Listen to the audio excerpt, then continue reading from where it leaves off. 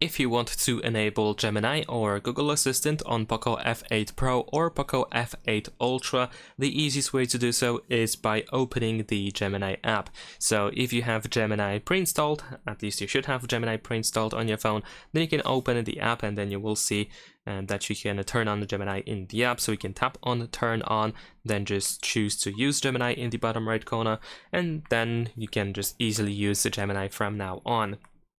And besides that, we can tap on your profile in the upper right corner.